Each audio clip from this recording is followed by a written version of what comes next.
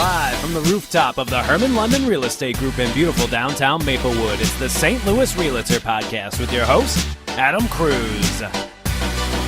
Welcome, everybody, to the St. Louis Realtor Podcast. As you know, I'm your host, Adam Cruz, Realtor and broker owner for Hermann London Real Estate Group here in beautiful Maplewood, Missouri. I'm super excited today because I have what I would consider to be a very special guest. This is Mary Kausch, and she's the owner of Alignment Partnership. But Mary and I have known each other, I guess, for, 8 or 10 years or something long like that.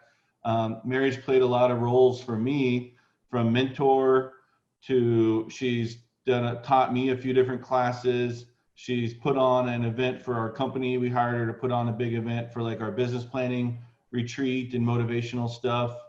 I've learned a ton from her about the DISC personality assessment. I've hired her in different HR roles to do interviews and stuff like that for candidates we were considering. And I just always love talking to you, Mary. And so I just really wanted to have you on as a guest and kind of share, you and I, when we meet or we'll have a beer or something like that, we always have these such interesting conversations. And I thought it would be nice for our millions of podcast viewers to get a little taste of all the interesting stuff that you have going on. Yeah, thank you, Adam. It's nice to see you this morning. And It's it great is a to see you beautiful this morning, day. too. It is a beautiful day out there.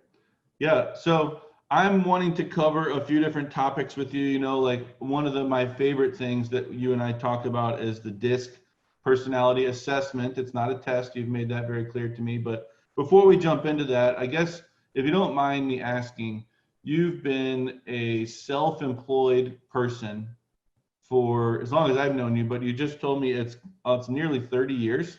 That's correct, except for a very recent stint for about 9 months. Okay. So I've been an entrepreneur for officially it would be 29 years. Wow, that's amazing. Good for you. And I don't know what we're going to do to celebrate when it becomes 30 years. I don't know yet either. But let me ask, did you start out self-motivated, or did you start out kind of with the employee mindset and then have worked your way into being a self-motivated entrepreneur? Or how did this all go for you? Well, I've always been very self-motivated. That started when I was a kid with my family, my parents, and how they raised us. But the thing that got me the most was I had 2 really bad bosses. And that was my motivation to actually start the company, because I wanted to save people from having to experience what I experienced with bad bosses. Because they can make it or break it. They can make us or break us. And so it was really clear when I was very young that that this is an area that needed some more assistance. Let's say that. For sure. Okay. And so I'm sure without getting into too much detail, was it bad boss, like they didn't know how to give the right kind of motivation or discipline, or were they inappropriate, or kind of what made them a bad boss? That's a good question, Adam. What made him a bad boss? Not setting expectations, not giving feedback, not spending time. I had a boss that sabotaged me in front of peers. I had one who only wanted to look good for the CEO and not take care of the team. There was no drive to really pull the team together and really talk about the things that mattered for what the results were that we were there to achieve. Nothing to do with camaraderie, so it wasn't like we were all in this together.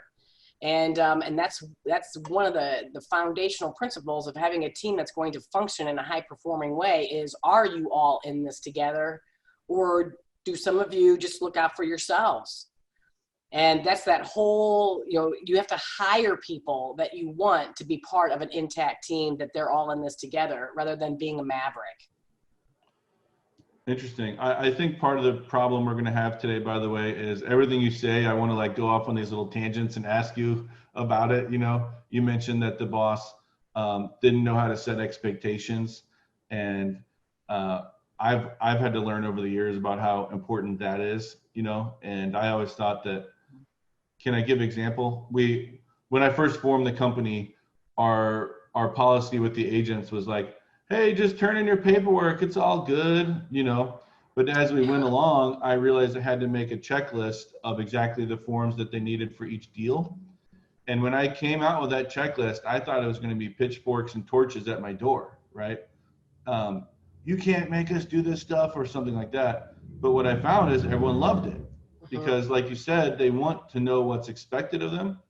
And so it made a huge difference. Anyway. Yeah, well, Adam, you're not wired for some of that because I know your style very well as you and I have gotten to know each other. And actually, we've known each other way over 10 years. Oh, wow. Okay. And the thing that like a checklist would do, because I love checklists, the thing that a checklist would do, and I'm not wired for checklists necessarily either, but I have learned over the years is that a checklist just gives me some structure. It's my guide. And it helps me be more successful. So I don't forget things. Yeah. And so it's about those expectations. And so I'm so glad that you did that because that's an important part of being a good leader and a good manager is having these structures in place. Absolutely. And I've really had to take some of those things that I've learned from you and others and, I've really implemented them into our business as we've gone. But so sticking on this topic of you being self-motivated for so many years, one of the things that I think a lot of people that are self-employed struggle with is I think you kind of wake up in the morning and it's like, okay, what should I do today? Right. And it's like, I got this list of 100 things that I want to accomplish, but I also have laundry and boy, my dog looks like they could use a walk, So how do you kind of like decide what you're going to do on a daily basis? Yeah. Well, I know for a week, exactly what I need to accomplish for the whole week. So I have to break that down and make sure that I know what the key priorities are for that day. So, I can get very overzealous and think, oh, I can get these 10 things done today. It's not reality because inevitably a phone call comes in or something that I didn't expect was coming up. And it's like we have to plan for what's unexpected. And those unexpected things usually take up about 2 hours of my day. And so I know that I'm not going to get 10 things done. And usually I get my top 3. That is what I have to focus on because by the end of the week, I have to be this far along in whatever it is that I need to be doing, whether it's doing instructional design, which is creating training programs or workshops, or if it's something around marketing or it's thinking about a schedule. One of the things that I've learned over the last 3 years that has been very helpful is to get a cadence. And a cadence is so like on Mondays I do this, on Tuesdays I do this, Wednesdays I do this. And also the cadence not only of certain days, all right, but also weeks of the month. So on certain weeks of the month, what am I really doing? Because sometimes, I just have to spend, business development. That's all I can be doing for X number of days a month. So that's a lot of phone calls. That's a lot of emails. That's thinking about a campaign. If I want to do a campaign around a certain product, so it's all those things. And I think that cadence helps give that structure for most people. Not everybody likes that cadence, but the cadence is just really important. Well, so as part of your cadence, you mentioned that you have to know kind of what you have to do for the week. I think you said that to start. Yeah, it's a week. So do you have like a ritual on Sunday nights? I plan my week or something like that, or how do you know what you have to do for the week? Oh, I do it by the end of the week because I want to play all weekend. I don't want to work. I need a break. So my main work days with clients is always Tuesday, Wednesday, Thursday. And Monday and Friday are my days to get it all together to make sure I've got everything taken care of on Mondays and Fridays. So that's almost a given. And the beauty about doing that too is with technology the way it is, if I want to extend a weekend somewhere out, okay, I can log in and do my thing from one of my favorite places in the universe. We're going to get into that. I plan on asking you about that. But so you're saying you find a sometime like every Friday or maybe Monday to figure out what your priorities are for the week? Yeah, it's usually Thursday or Friday, Adam. I don't want to wait till Monday because I need to know what I have to do when I get up on Monday morning and get moving. Okay, cool. And you love a lot of notes. I remember we were on like the Economic Development Committee for the Maplewood Chamber of Commerce years ago, and we had a meeting and you were kind of like, you love Post-it notes, right? Yeah. Are you still a Post-it note lover? No, I'm not doing that anymore because I started losing Post-it notes. You I know, wondered if Post-it you would note- go back. When you were doing that, would you go back and look at all the Post-it notes? Or like, are you like me with these stacks of notes of things that I'm like really just writing it down, put it in my head, but I'm not really going back to it? So here's the thing with how I kind of operate is I'm a very visual person. And I love quotes. So quotes are very motivating for me. So is color. So part of the thing with the Post-it notes was color and things that kept me inspired and kept me motivated. All right. So I do that. All right. It's like I only have one Post-it note on my computer right now, which is something I have to actively do like daily. And it's because of Microsoft 10. You know, I'm moving files to OneDrive. So that's the only thing I got. However, I keep a book in my purse. I always have for years and years and years. And people always tease me about this little book I have. Right now, hang on, I'll go get it. You go get it.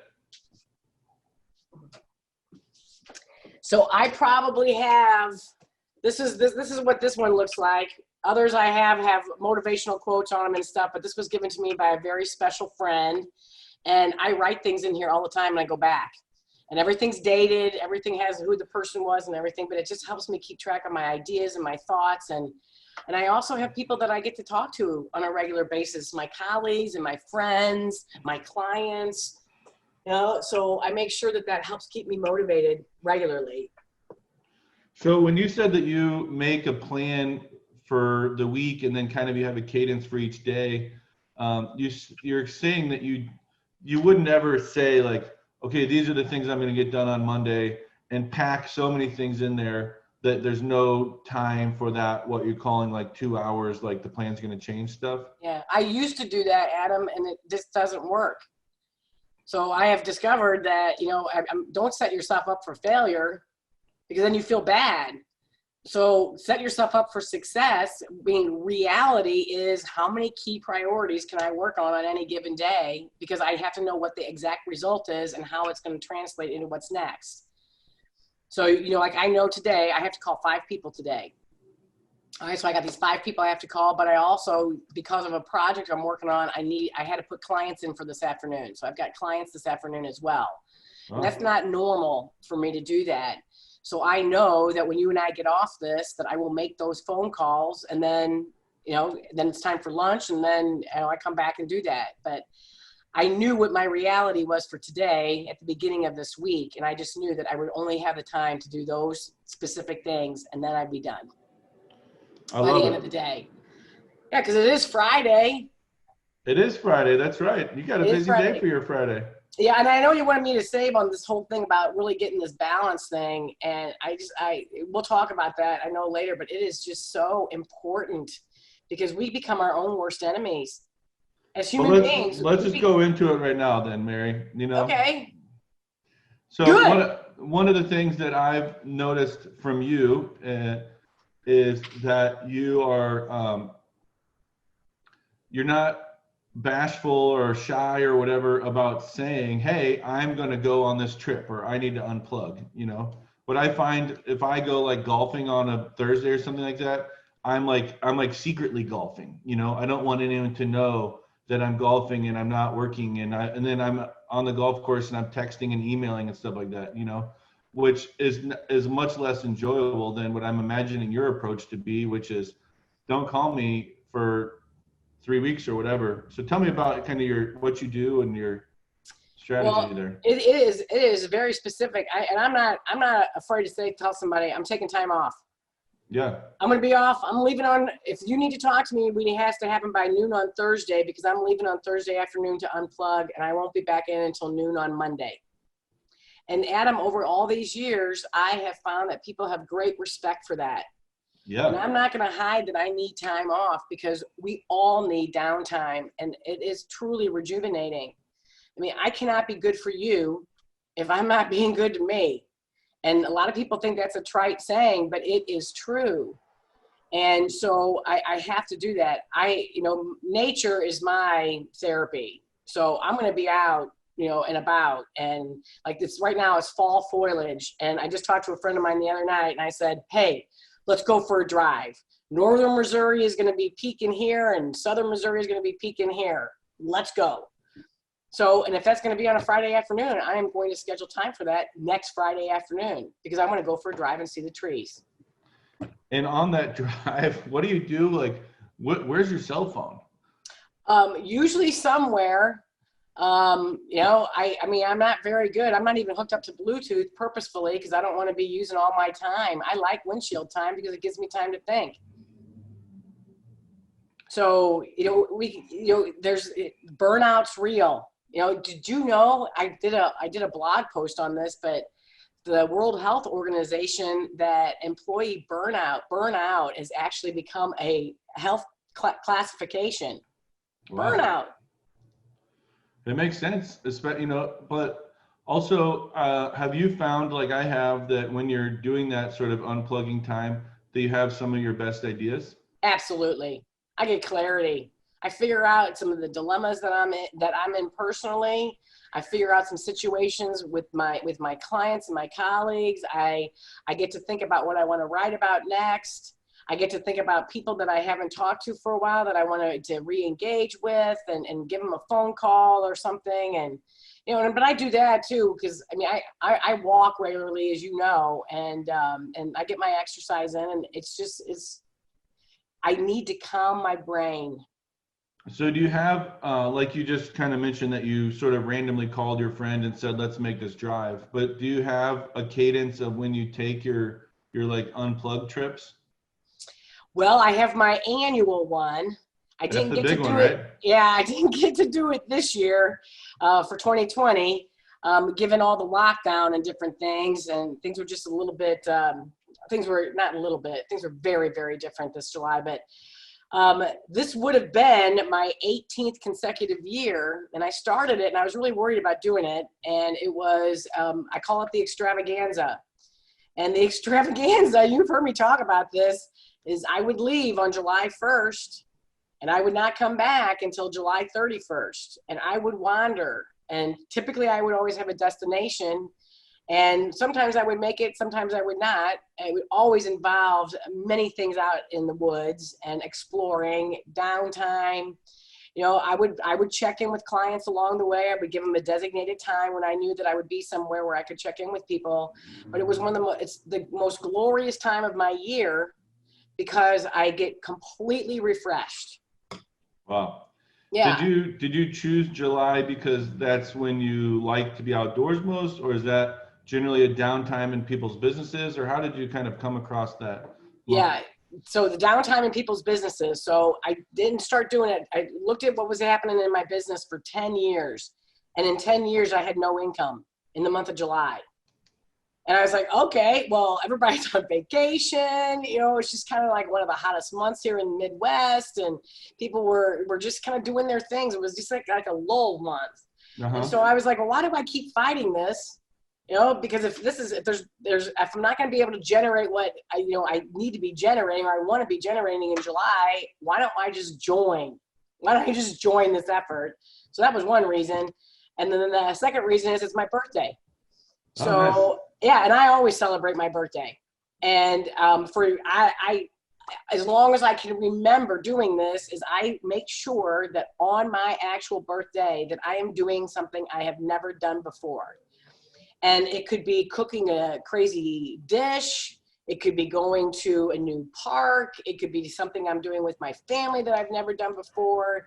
It doesn't have to be grandiose. It can be something that's very, very simple. And I remember these things and photograph it. And it just fills me, especially when I look back over the years and all the crazy stuff I've done, the little stuff, the big stuff. And it brings me so much satisfaction, but it's also very inspiring for me.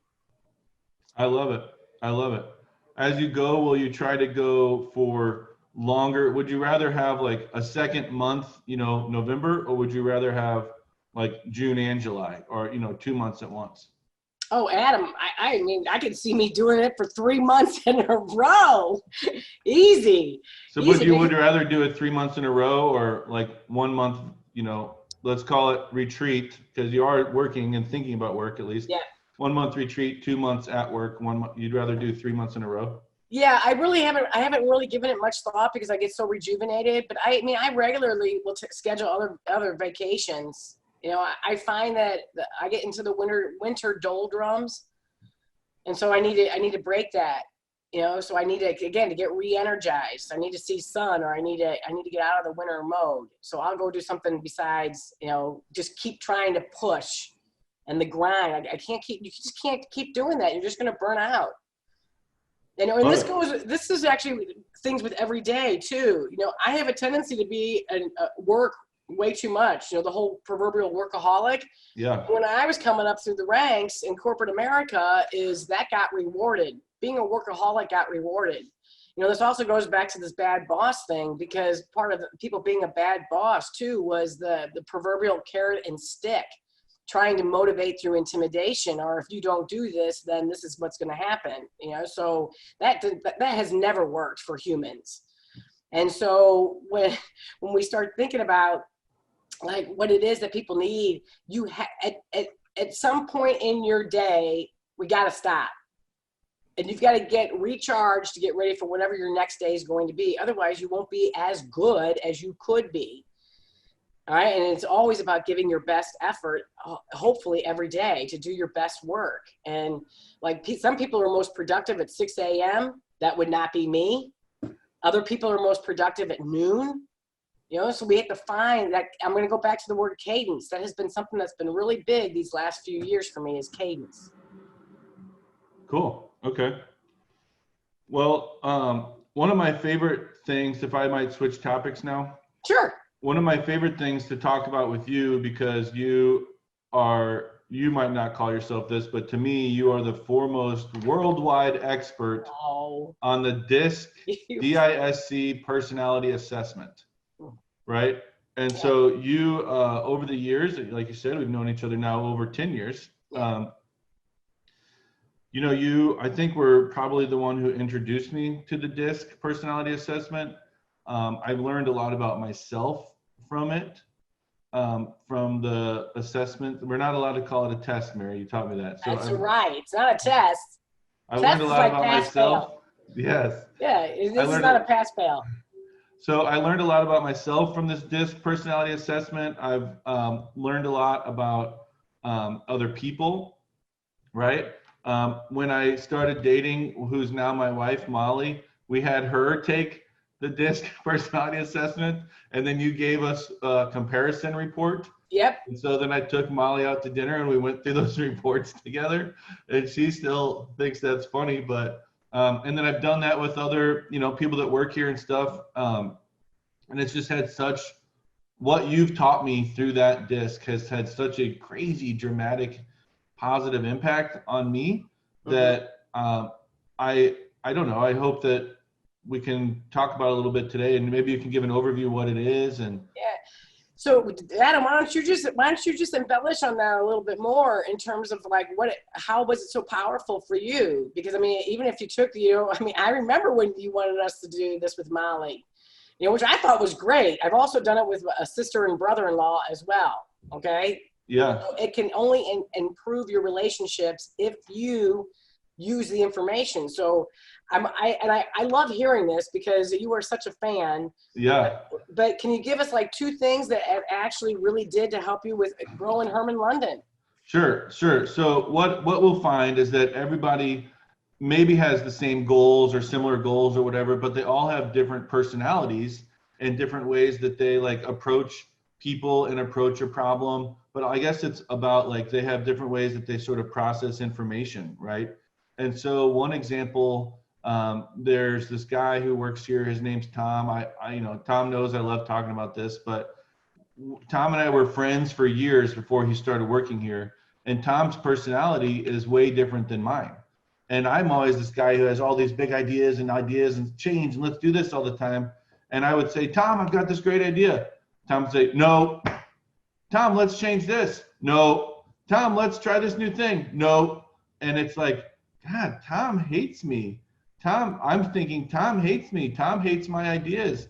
Tom must think I'm an idiot, whatever, right?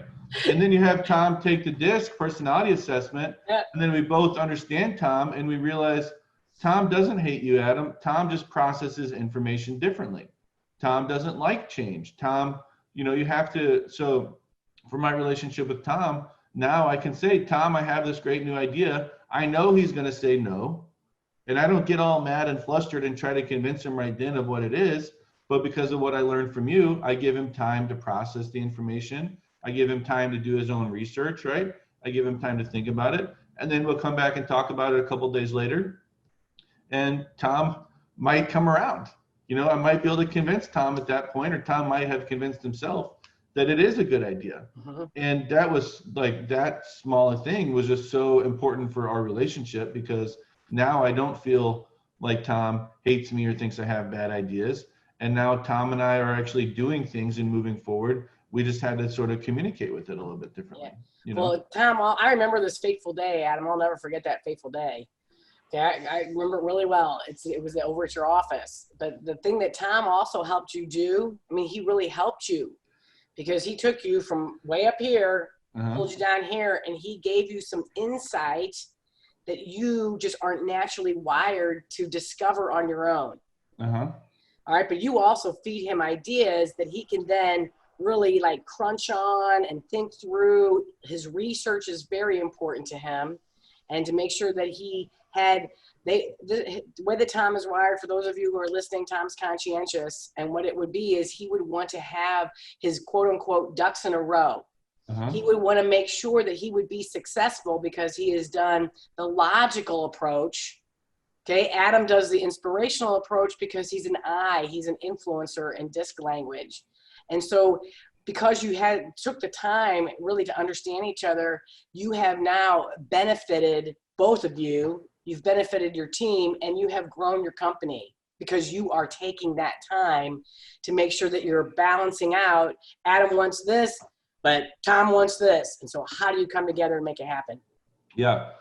And so then I've got a lot of examples. I'm trying to think of which one to focus on, Mary, but sorry, go ahead. Well, I was going to say that one of the easiest ones I can bring up too is the one you just did on the checklist, because you're not wired for checklists.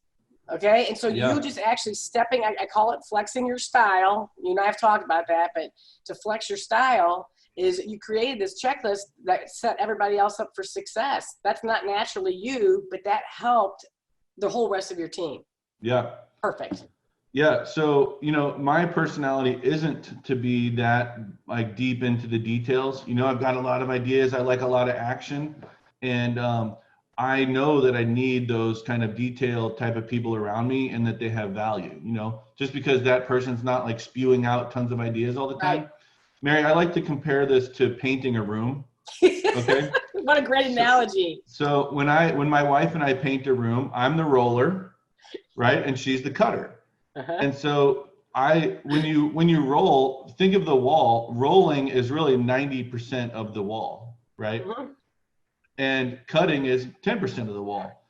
But rolling is really only 50% of the job, because you can't leave the room uncut, right? And so my wife and I have, from this kind of the disc stuff, we talk a lot about that, like 90-10 stuff. I'm the 90% guy, and she's the 10% person, but her 10% is really at least half of the work, And so I like to go in. Last night we were reorganizing our house. We got some new furniture or whatever. I go in, I'm moving the tables, I'm moving the sofas, I'm cleaning out the big junk, and then I'm done. I'm sitting down, and my wife's like going through the little boxes of toys, taking out and cleaning this stuff. And it's like, that is very important work. That I can't do that kind of stuff, Yeah. But we need each other, basically, Yeah. Well, she's a good balance for you, Adam. Yeah. We knew that immediately, at the very beginning. So what you're even talking about is like people orientation or task orientation. And that's a big thing to understand. You're very much people and relationship oriented, and people around you are much more task oriented, and you need them. I need them. They help you do your best work. Yeah, absolutely. And so I can't not mention Geri in this. Absolutely. Geri, right? Yes. And so everybody, Geri is Adam's like right hand, right arm. I should say she's like your right side of your body, probably. Geri's everything. If it wasn't for Geri, I always say, and I'll say it again, if Geri ever quits, I'm shutting the company down. She's very important. I hope you tell her this.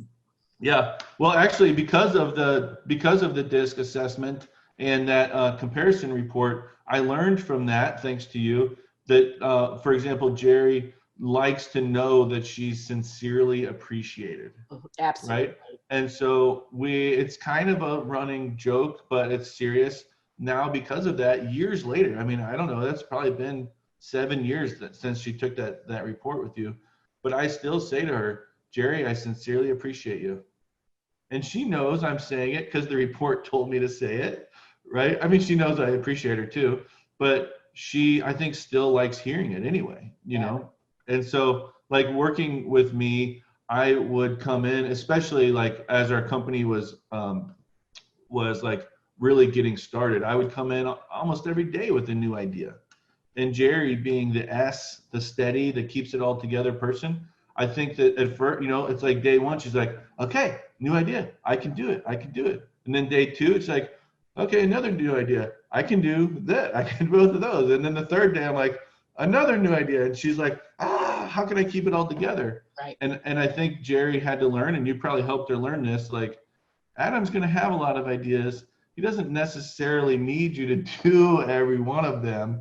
You know, you guys are going to have to communicate about what priorities are and things like that, because then without that conversation, Geri would feel like she was doing a bad job because I'm throwing stuff at her all day, and she's like, how many of these things can I juggle? You know? Yeah, you just need to keep your ideas on a whiteboard and figure out which ones are really going to work, you know, and get Tom involved, of course, as you have. And Geri just needs the plan. We did that, Mary, because of you. Again, we have a whiteboard now in Geri's office, and occasionally, we used to do it weekly, but now occasionally we'll go in there and we have this huge list of things that I've written down that I want to do. And we'll talk about priorities, you know, okay, let's put a little G by this one, let's put an A by this one, and let's talk about priorities. And it's been, it's just been super impactful for us. And to me, that's all thanks to what you taught us via the disc. Well, I'm proud of you. I'm proud of you for stepping into this, because this is vulnerable. Yeah. Adam, and you are naturally a vulnerable leader. You always have been all these years. And that's one of the things that you're willing to step in and try something and do something that might expose something that, you know, and some people don't want to know about that.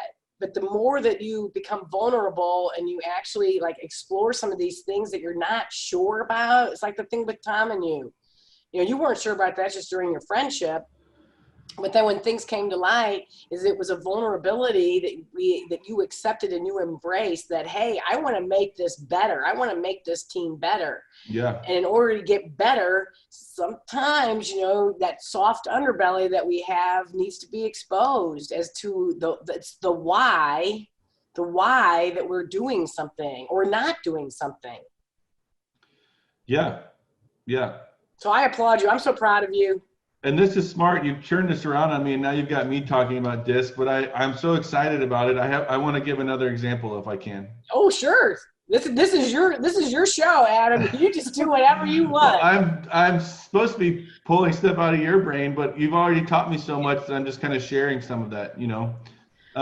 One of the things that we do often is we'll get new realtors that join our company, and our approach to training, I think, is maybe a lot different than what other companies' approach is because I don't know where I heard this, maybe from you, but I say, if you treat everyone equally, someone's being treated unfairly. And I mean that in terms of like how people learn, right? And then what they want to do with their day. And so one of the first things that we do when we have someone new here, or when someone wants to meet with me and do business planning, is we have them do the DISC assessment. And then that helps me to help them make a plan, right? So we narrow down a weekly plan for them with specific things that they'll do that works for their personality. Right, absolutely. Well, and the other thing that I believe that you've done, Adam, is the thing that, you know, equally and fairly and all that. But what happens is if you look at, I'm just gonna say training is adult learning styles, visual, kinesthetic, okay, and auditory. And so if you modify your training to make sure that you're doing, you know, people get a chance to do something, which is the kinesthetic, people hear things, which is the auditory, and people get to see things, which is the visual, all right, you can meet those styles, okay? And if you do it in a structured approach, that means that people will get it. They will learn. And you just always have to keep that in mind, because if you do that, it crosses over all of the different preferences of all the different styles. I love it. Yeah, and just be organized like that. So that's a key thing with training. But the other thing that you have done, and to your credit, Adam, is thinking about this business planning, because I'll never forget that day over in the former restaurant there, is when we did all of that visioning and planning for each one of your agents. Mm-hmm. And that is key, because if you don't know, I mean, how can you organize a day or a week if you don't know like where you're going? You know, what do you want to achieve? What kind of things do you want to have happen for you that year? What do you want to try? What ideas do you have? And throw all that out there, and then start putting a plan together to make sure that you can do those. I love it. I love it. That was an energizing day. Well, you did amazing. You know, That was fun. That was fun. Yeah. You know, by the way, can we give your information on how people can get a hold of you if they want? Oh, sure. I don't know if you're still helping people with DISC. I assume you are. I hope you are. Absolutely. Not only just DISC, but all the learning products, all of the assessments, so to speak, Adam, all right, are all through the Wiley, W-I-L-E-Y. So it's Wiley Publishing. And so I'm an authorized partner with Wiley to use these instruments, and there's way more than DISC. You can do things around 5 behaviors of a cohesive team, which is based on the work of Patrick Lencioni, and it really looks at trust. Trust is the foundation, and it looks at what happens when we get in, you know, conflict gets in our way. And then it helps us not cascade, but to elevate our performance based upon the results that we want to seek. And are we putting trust in as our foundation? Conflict? Do we have commitment? Are we really having accountability? All right, and it moves you up, and it creates a different kind of conversation amongst the team. So that's something else that can be even DISC-based or Myers-Briggs based. Okay. Our styles inform us of a lot of in the manner in which we go about trusting each other, having conflict, being held accountable, committing to something, and achieving results. So it's very informative. So do you want to give your number, or how do they? Yeah, sure. My phone number, which I enjoy phone calls and texts a lot, is 314-409-6622. So 314-409-6622. And you can always reach me on email, mary@alignmentpartnership.com. One of the other things that you, at least your teachings did for us, is when we were making we made a listing presentation, like a big packet of information that we give to a seller so that they can learn about us. And the DISC was implemented into that, right? Because this big packet of information, it has pictures of us smiling with happy clients, right? For the eye, right? Yep. It has data and definitions for the C, right? Yep. It has charts and graphs for, I don't know who that's for. Is that for S's or something? Well, that could actually be inform everybody, especially a visual person, but your C's are going to love that. And I would think too that your D's would enjoy that too. It's a quick snapshot. Just boom. Yeah. And like we have a map of St. Louis with little dots all over it of all the homes that we've sold, I think maybe the D's would like that. And so we designed this whole thing with all the different personality types in mind, Did you did you outline your process too of how you go about? Oh yeah. Steps to selling a home and all that kind of stuff. All that's in there. That's for your S's and C's. So kudos to you, Adam. No, we couldn't have done it without you, Mary. Seriously. I appreciate it. What do you want to say anything more about the DISC, or should we just say, hey, call Mary if you want to know more about the DISC? we can move on. I'm jumping for joy, even though I'm trying to stay here in front of this camera, but I'm jumping for joy. Cool. Well, I can't say enough about how much of an impact it's had on me and our business and our people. So my family did the DISC because of you, like all sorts of stuff. All right. Well, one of the things you just mentioned is kind of like other assessments and stuff. And are you getting into like emotional intelligence? Yeah. Wiley has just put something out that I'm really, really excited about. It's called Agile EQ. And it actually, EQ is emotional intelligence. And Daniel Goleman has been at the helm of this for many, many years on emotional intelligence. And that's really looking at the interpersonal skills, the soft skills of how we approach situations, how we respond, how we react to different situations. And it goes much deeper than you'll ever know on just a style component. And so the Agile EQ is going to help people understand how they are responding and handling their current situations. And in fact, next week, I am actually diving more into that because I have a client who's very interested in doing that. And so we're having some more conversation about it. And I can't remember the exact dates, but Adam, right now with everything that's happening with COVID and people with how their lives have had to change and children being at home and they're trying to work and they're just trying to navigate maybe parents that they're taking care of or grandchildren that they're taking care of and homeschooling their kids, which some people never ever thought they'd be homeschooling their kids.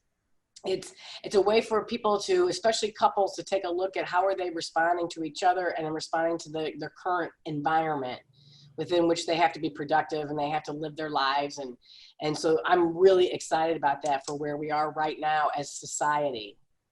So what is a, one or two sentences rough definition of emotional intelligence? A rough definition. Or maybe an example or something. Yeah, so it's like, I'll give you an example, right? Because I think I've kind of defined it, and I'll say it again. It's about how it's very interpersonal. It's about how we relate with each other. So the whole interpersonal skills. Like, for example, you've been in conversations with some people who constantly interrupt. That's an interpersonal skill. You have some people who fly off the handle. Right? Some people who hear something and they just go, the ballistic, and it's like, okay, let's wait a minute, let's talk about this. Where are you going with this? And so it's how people are reacting to certain things and how they're behaving in different situations. So let's say you're in a staff meeting and somebody starts like rolling their eyes, or somebody starts like huffing and puffing. And it's very obvious that somebody is tuning out whoever is the facilitator or somebody's presenting. Well, that's an awareness piece that some people don't even know that they're doing. Uh-huh. And it's a blind spot. And some people don't want to tell that other individual that, hey, did you know what you just did in that meeting? Yeah. A lot of people don't want to be that candid with one of their coworkers or one of their team members. And there's just a fear of being honest with people about that.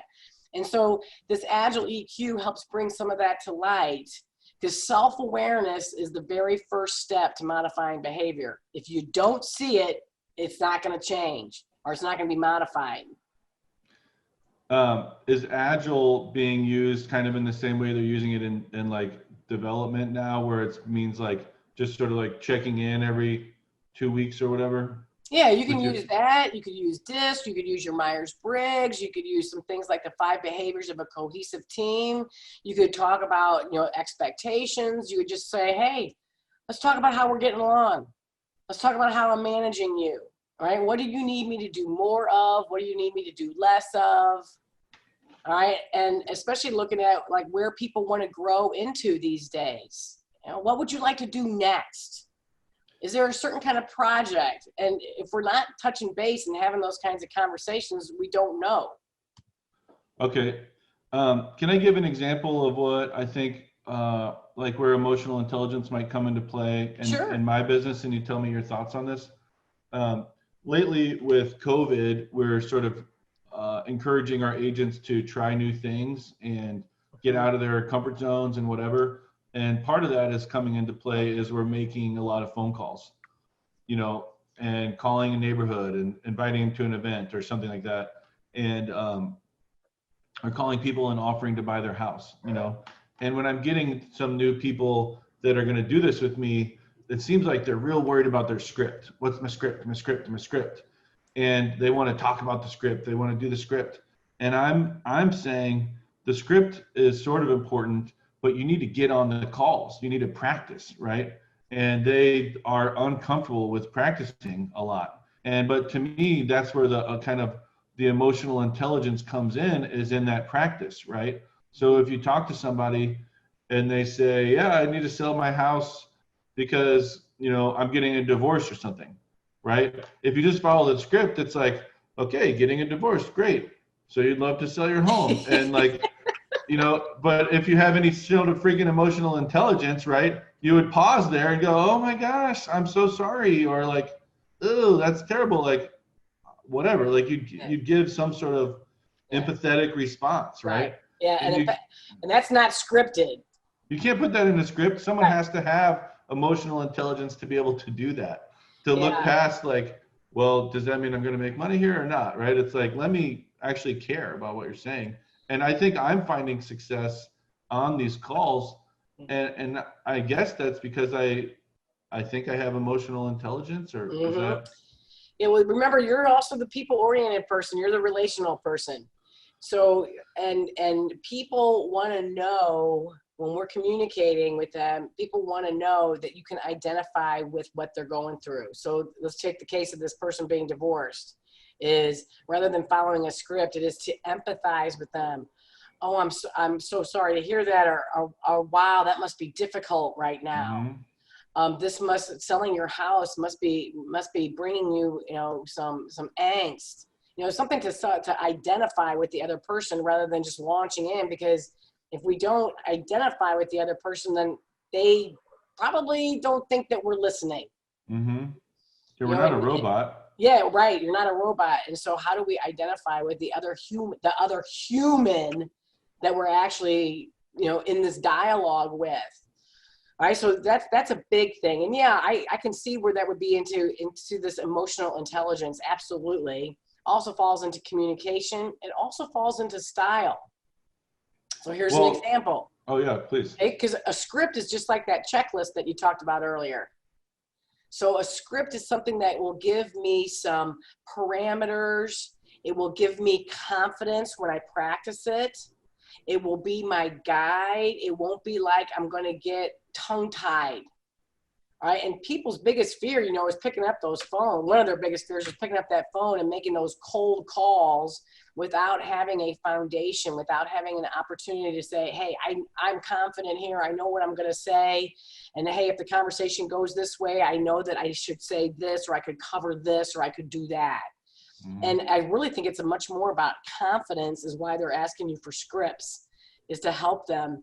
And then of course you can step into your coach mode with them and say, okay, so give me some of the scenarios that you're experiencing where the script didn't work. And then you coach them through what that is. Okay. So with emotional intelligence, is there like high and low, or is there sort of other variables like with DISC where you're sort of one of, you know what I mean? Yeah, well, I'm going to say it's all variable, because we're not all you can't just pigeonhole me. Okay, I can't just be this. Like, you're just not an I see you going dominant. I see you going conscientious. I see you going steady. Your primary is that. So it's all on a behavioral, they call it a behavioral continua. Okay, continuum. Okay, so this behavioral, because we move and we flex, especially when we learn things about ourselves. Or we have a situation that comes up that really is impactful. It's like me telling you about this cadence thing. I had to learn that, because I'm not naturally wired like that. So several years ago, that came into me from a coach that was coaching me, said, Mary, you might want to try this. And when you get success with that, and you can get into this routine, we like routines. Our brains crave certainty. So this cadence gives us the structure and the plan, and we know what we need to do. And so we have success, and that gives confidence. Okay. Well, by the way, I know we're taking longer than I promised you. Do you need to go, or can I keep asking you questions? Because No, how about just a couple more questions, Adam? Because you know what? I remember my cadence today. I got to make those 5 phone calls. Okay. All right. Let's see. Well, I wanted to ask, I have 2 more topics, so let's try to spend like 3 minutes on each topic. Okay, that sounds good. Yeah. And I'll stop talking and let you talk. So, I wanted to ask you about trends in like leadership and stuff. I went to one of your classes or workshops recently, and all these new like terms came up, and you're talking about herding cats and all this kind of stuff. And there was another term that was used a lot that I forget what it was, but what's your work with that? What are you finding? Can you talk about that a little bit? Yeah, well, what you participated in, Adam, was what I called an executive briefing, and it was an overview of a process called the Leadership for Organizational Excellence. Okay. And really what it is it's looking at your blind spots as a company. What is it that you're not thinking about, or what is it that's back over here that you're not necessarily paying attention to, and let's bring it to light. It could be something around your plan. It could be something around like the positions that you require in your company or your business or your organization to make sure that you achieve the plan. So plan, positions. It could be about the people that you have. It's the proverbial thing about the right people in the right seats at the right time. Uh-huh. All right. So plan, positions, people, and then it looks at things around process. So like, do you have the right processes in place? The scripts. Okay. That's a process. The checklist that you do, that's a process. Do you have processes that work? Do you need processes? All right, so that's that. And then you look at how do we measure? All right, so it's called perform metrics. And then lastly is, do you have passion for what it is that you're doing? All right, do you have the 5 energy? Ps? It's the 6 Ps of the Leadership for Organizational Excellence. It's actually a Sandler training product. All right, so it really is very insightful to take a look at what it is that you have that's working well and that's not working. And in a snapshot, you can go through some of these things and realize this is why we're unsuccessful, because we're hiring the wrong people, or we're onboarding the wrong people because we don't have a process in place for that. And that will never go away. That's always going to be. A plan is always going to be imperative. And if you think about it, through all of this we've been going through for 6 months with COVID, is we have had to, for some companies, they have had to have a new plan every day. So having a new plan every day, or new shipments, or the manufacturing facilities that totally change one of their manufacturing lines to start doing PPE. I have a client that actually changed the manufacturing line to produce a part for a ventilator. So they were able to shift, and that means shift processes, shift people, get the right people in the right spots on the lines.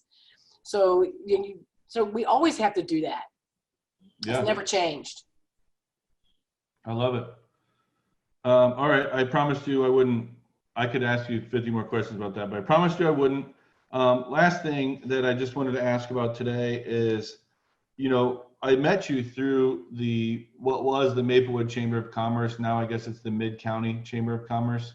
And I was just curious, like for people who are listening, and I know this is like a big shift from the topics we talked about, but you've been a major believer in Chamber of Commerce, for as long as I've known you.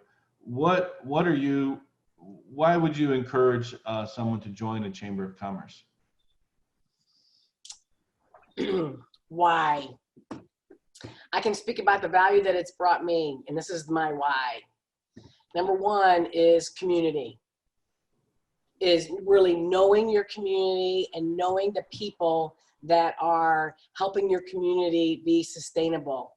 I mean, Maplewood is a vibrant community, and much of that is attributed to our merchants, the people who are here, that they help each other out. I can be in one restaurant and they actually get their vinegar from another merchant right here in town. And you know exactly what I'm talking about. All right. And so if you think about a community, and isn't that a community is a team? And so that's a big thing for me. So I had this term, and this is part of why I'm part of the chamber, it's a locavore, Locavore. So it's all about consuming what's local and shop small. And I like that. I want to, where I live, I want to be able to, I've always had this thing, and it happened when I was living in a small community in the middle of nowhere in Indiana, and I could put on my backpack, grab my dog, and I could go to the bank, I could go to the post office, I could go to the grocery store, I could stop and get rent a video, okay, rent a video. And I could do all of these things on a walk around my community. And I loved it. And so when I got back to St. Louis 20 plus years ago, I really wanted to find that kind of community, and I found that here in Maplewood. So I wanted to be able to keep giving to my community and being part of my community and knowing what's going on and to really serve them. So that's what I do. I shop here, I live here, I work here, I play here. Love it. Okay. So if someone wants to join a chamber, they shouldn't just come into one meeting, pass out a bunch of business cards and expect to get a bunch of business. It's more join the community, give back, go to the things, build relationships, right? Absolutely. It's all about building relationships. And you know what happens to everybody when somebody walks in and starts just handing out business cards? I mean, how likely is it that you, Adam, is going to take that business card and say, oh my gosh, of course I'm going to call you? That's so unlikely. Right. You know, you won't do that until you build a relationship and a rapport with somebody, and that's what the chamber actually does. Any chamber is about getting to know the people with whom you can do business with, but also to serve each other. It's not just about business; it's about how do we help each other, and that's what a chamber can do for you. And they also help you. They have tons of resources. There are some very, very knowledgeable people in every chamber of commerce. All right. Well, Mary, you are amazing. Sincerely, I sincerely appreciate you. And Anna, if you have so many questions for me, I'll be happy to do this again anytime. Okay, let's do that. Let's do that. One last time, I know that Joey will add to like the show notes how people can get a hold of you, but for people listening, do you mind giving your phone number and your email again? Sure. My name is Mary Kausch. It's Kausch. Phone number is 314-409-6622. And my email address is mary@alignmentpartnership.com. Mary@alignmentpartnership.com. Thank you very much, Mary. I suspect I'll be seeing and talking to you very soon. You know it. We're going here in Maplewood. That's right. Okay. Thank you very much, and take care for all the listeners too. Bye-bye. Bye, Adam. Bye-bye.